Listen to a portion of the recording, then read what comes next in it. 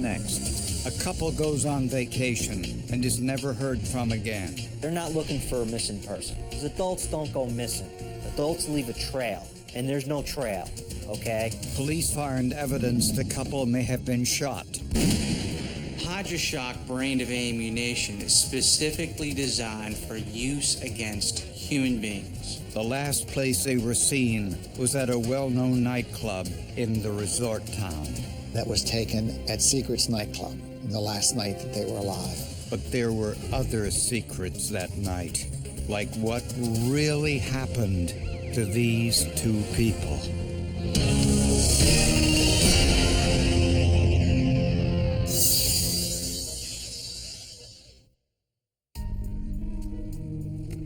It was at an office party where Josh Ford and Jeannie Crutchley first met. Both had been married previously, and the two were instantly attracted to one another, despite a considerable age difference.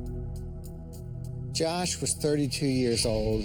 Jeannie was 51. And my normal response is, if the shoe was on the other foot, you wouldn't think twice about it. In Joshua Ford, Jeannie Crutchley found a younger man who was exciting, fun to be around, who also wanted to do new things in life. Josh was a very successful mortgage broker. Jeannie was an accountant for an insurance company. After dating for 2 years, they moved in together, sharing a house in Fairfax, Virginia. They were two spirits who really had the same personalities. So when those same two personalities clicked, I don't think the age made that much difference to them. They just fell in love. The couple rented a condo for the Memorial Day weekend in Ocean City, Maryland, a well-known resort town along the Atlantic shore. But neither one showed up for work when the holiday weekend was over. They worked hard, they never missed work, they were on time, they did their jobs. When Jeannie didn't show up for work, her coworkers were really concerned, and that's when they notified the Ocean City police. Police went to their rented condo and found Jeannie's car in the parking lot. It was obvious to the police right away that the car had been there for an extended period of time. In Ocean City, with the sand blowing around constantly, sand begins to accumulate very quickly. And nothing was out of place in the condominium. There's absolutely no sign of foul play. There wasn't any break-in, there wasn't any broken glass. The place was relatively clean. Jeannie's car keys were still in the condo.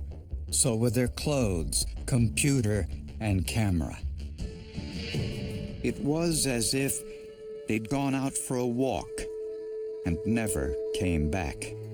It just looked like they just decided, well, let's go down the street and maybe go to the bar or something like that. That's exactly how it looked. Neighbors at the condo didn't see or hear anything unusual the entire Memorial Day weekend.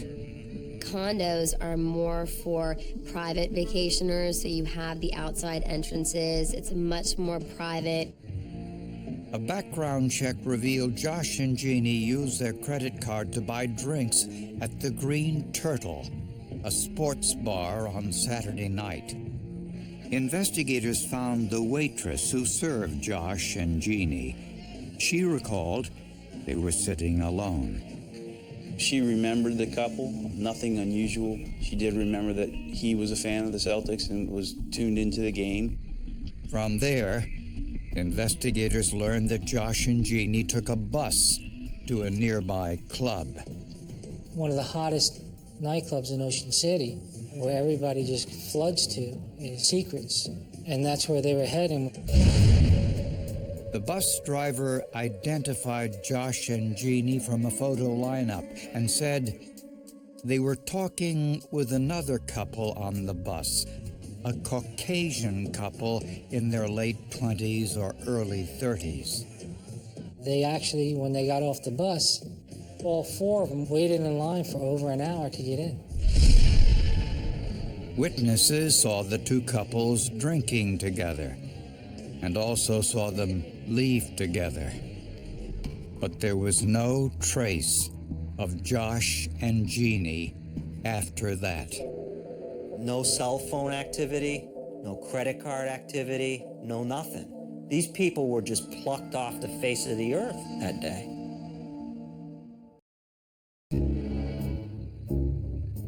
Less than a week after Josh Ford and Jeannie Crutchley went missing, police were called to a Hooters restaurant in Ocean City, Maryland.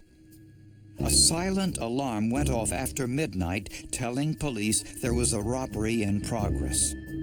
Upon the officer arriving, he finds a Jeep backed up to the door and two people walking out with armloads of stolen merchandise. The robbers, a man and a woman, were arrested on the spot. They were so intoxicated that the male, the husband, says to one of the officers, thinking it would be okay, can't we just put it all back and we'll be cool? Benjamin and Erica Seacret weren't your typical married couple. They weren't your typical burglars either. Erica Seacret comes from an upper middle class family, great student, excellent basketball player. Statistically, her three-point shooting was top 5 in the country her freshman or sophomore year. Benjamin Seacret, or BJ as he was known, was a former Navy SEAL who had finished first in his class. He was an expert shot. He was the cream of the crop. I was told by some of his SEAL buddies that this was the type of guy who could go out, all right, drink all night long, okay? Stay out till 5 o'clock in the morning, go back to the dorm, sleep for an hour or two, and do a 20-mile run the next day and beat everybody because it was up here. He's motivated up here. Neither one had ever been arrested before, but inside their car, police were surprised by what they found. These people are armed to the teeth. She has a gun in her waistband. It's a .357 5-shot revolver. I mean, he's got a 6-hour 9mm that's fully loaded, ready to go. And then in the vehicle, there's a .45 caliber H&K combat weapon. So, you know, you're looking at that, they mean business. And the arresting officers discovered something else. Inside Erica's purse were the Virginia driver's licenses of Joshua Ford and Jeannie Crutchley. And automatically the hair on the back of their neck stands up and they realize this is a lot bigger than just a burglary at Hooters with handguns. When asked where she got the licenses, Erica said she and BJ found them and denied ever meeting or even seeing Josh and Jeannie. It's very, very possible that they found these licenses on the beach. Or maybe they're planning a future crime of maybe stealing someone's identity. In the back of the Seacret's vehicle, police found ski masks and flex cuffs. It makes you think maybe they've held these people hostage or taken them hostage and they're holding them somewhere against their will. Investigators now had probable cause to search the Seacret's nearby condo. They found a lot more than they bargained for. On the table outside the dining room, they find 2 spent bullets. Police also found evidence that BJ and Erica lied to them. They find a stack of photographs, really a cache of photographs. And on the top is a picture of Jeannie and Joshua at Seacret's. That was taken at Seacret's nightclub, the last night that they were alive. One of the pictures in the Seacret's condo showed a ring on Josh Ford's hand. In another picture, taken 2 days after Josh and Jeannie went missing, Erica Seacret is wearing Josh's ring on a chain around her neck. And when she was arrested for the robbery, police found that ring in her purse. Even more damning, police found in the Seacret's possession a key to the Atlantis condominiums where Josh and Jeannie had been staying.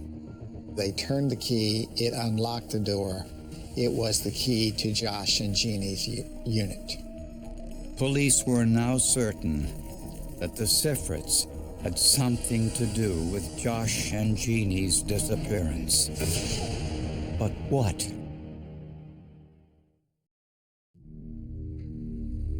The last known photograph of Josh Ford and Jeannie Crutchley was taken at the Seacret's nightclub. From a photo lineup, the bus driver identified BJ and Erica Seacret as the couple he saw with Josh Ford and Jeannie Crutchley when he dropped them off at Seacret's. And witnesses saw the two couples leave Seacret's together. But what happened after that? Investigators took a much closer forensic look in the bathroom of the Seacret's condo. And there, they noticed something. I saw some orange-colored substance on the tile. And I noticed a little bit running down the side of the shower stall. And when I saw that, I thought, well, maybe this could be blood. They pull out the sink stopper for the washing sink, and they find all kinds of hair attached to it with blood and flesh. Underneath that sink, investigators discovered a bullet hole that went clear through the wall into the adjacent bedroom. This matched the two bullets found on the Seacret's coffee table. One of them looked like it had some drywall dust in it. One of them looked like it had blood in the grooves and joints and stuff like that. On the large glass window inside the bathroom, crime scene technicians discovered a partial palm print. Tests on the blood in the bathroom and on the mangled .357 slug found on the coffee table yielded a DNA profile. Investigators took samples from Josh and Jeannie's toothbrushes and hairbrushes and generated their DNA profiles. Most of the DNA that we tested came back mixed DNA, both of Joshua Ford and Jeannie Crutchley. The DNA on the mangled .357 slug found on the coffee table was Josh's. So that bullet had been in Joshua Ford's body at some point and then dug out or pulled out and kept as a trophy by the Seacrets. We didn't have the bodies, but we knew that somebody had met a very brutal and gruesome end in that room. Bullets test-fired from Erica Seacret's .357 revolver were compared to the damaged bullets. When the hollow point expands in soft tissue, it'll mushroom out. Many people might think that this expansion is damage to a bullet and might prevent or even hinder firearms examination. However, this is just simply not true. The two bullets recovered from the dining room table positively associate, or in other words matched, back to the .357 Magnum revolver. When faced with this evidence, Erica Seacret made a deal with prosecutors. She agreed to lead them to Josh and Jeannie's bodies and testify against BJ in exchange for a reduced charge. She told investigators they dismembered Josh and Jeannie's bodies and put them in dumpsters in the neighboring state of Delaware, 10 miles away. For investigators, this was a lucky break. Delaware has a unique system of dumping. They know where everything they dump, they know what plot it is at their dump site. 8 days after Josh and Jeannie went missing, parts of their dismembered bodies were found.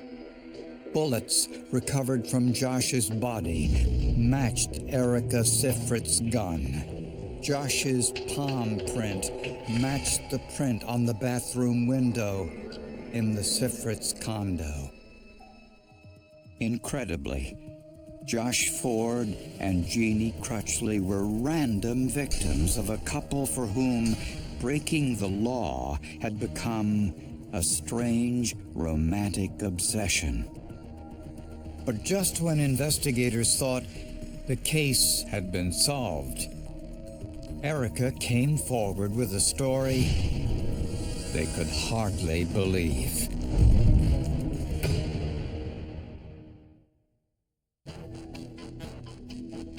I think she has her own evil side, and I think he has his evil side. Together, they were exposed. Like I said before, one's a match, one's a fuse.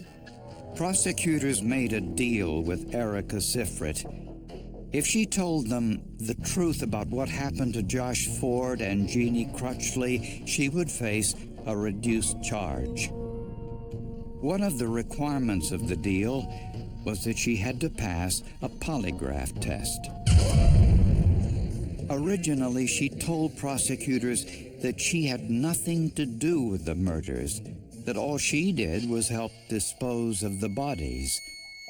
Later, however, she changed her story. She admitted during the pre-test interview that she was more involved in the homicides than she had told us up to then. She admitted taking the knife and stabbing Jeannie. Erica also admitted the tattoo on her abdomen had a special significance. Following the stabbing of Jeannie Crutchley, she got a tattoo on her side in the same place where she stabbed Jeannie Crutchley. And that was so she could forever be reminded of that night.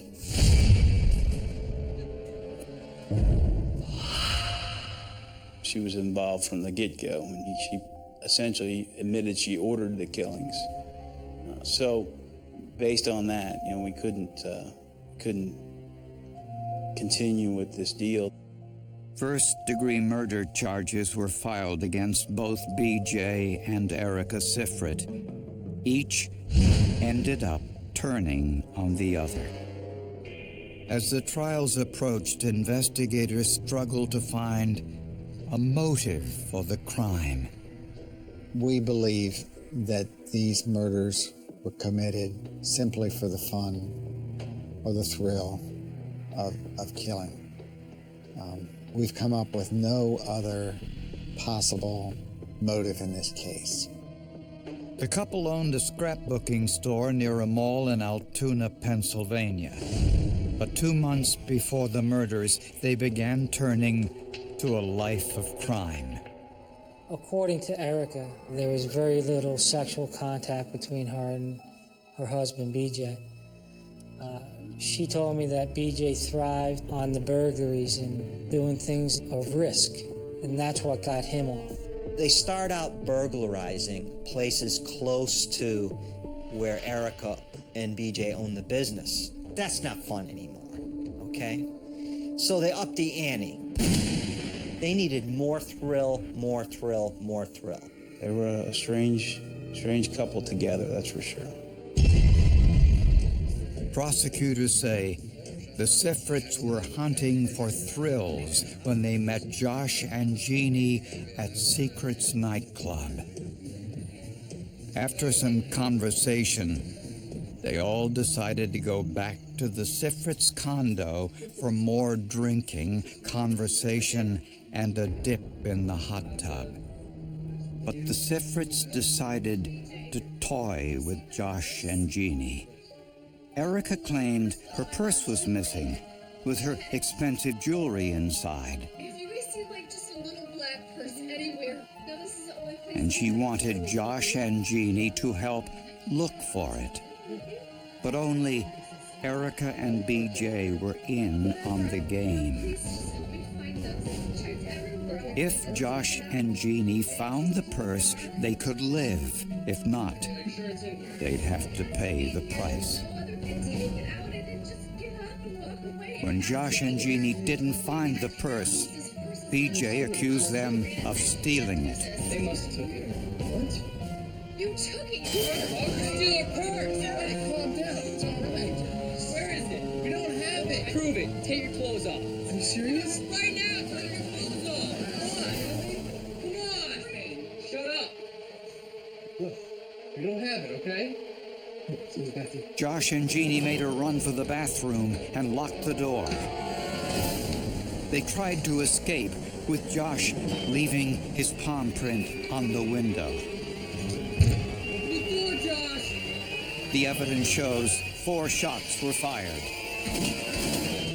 The first 2 went through the door and hit Josh in the torso. Erica said BJ fired the 3rd shot into Josh's head. Prosecutors believe Erica fired the 4th shot towards Jeannie and missed, either accidentally or deliberately as part of their cruel game. The bullet went through the wall into the adjoining bedroom. Erica told prosecutors she stabbed Jeannie in the abdomen with a knife.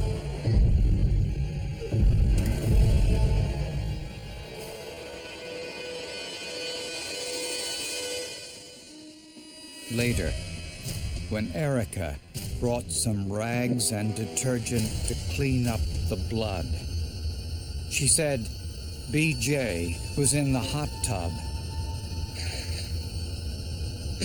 with the heads of their 2 victims. She said BJ removed the slug from Josh's head to keep it as a trophy. Over the next 24 hours, the couple dismembered the bodies, placed them in garbage bags, and put them in various dumpsters throughout Delaware. They also went to a hardware store to buy a new bathroom door and more cleaning supplies to repair the bathroom as best they could. Afterwards, the couple acted as if nothing had happened. Drinking beer, having a great time, going to miniature golf. Nobody would have suspected them of being the animals they are. Erica wore Josh's ring as a trophy and carried around their driver's licenses and kept the slugs from the shootings. I've never seen a crime like this where a couple just kills another couple for the thrill of it. They had nothing against these people. They did nothing to them. They were chosen. The story was so incredible that without forensic evidence, no one was likely to believe it. Even the best cleaning doesn't always get it up. Like in this case, I mean, there was still blood there that was visible. You just had to know what you were looking for. Erica and BJ were tried separately. Her defense was, I didn't do it. He did. His defense was, I didn't do it. She did. In the absence of any physical evidence against him, and the fact that Erica's gun was used in Josh's murder, BJ was convicted of only 1 count of second-degree murder. He was sentenced to 38 years in prison. Erica was convicted of both murders and sentenced to life in prison plus 20 years. She had the gun in her possession. She has, the victim's identification in her purse. She has all of the souvenirs, if you will, with her in her possession or in her purse. Still bothers me. Why this case stands out, I'll probably never see another case like this in my career, and hopefully in my lifetime. Without the forensic evidence, it would have been difficult to get a conviction of homicide in any degree as to these 2 defendants. It was possible, but it would have been much, much more difficult.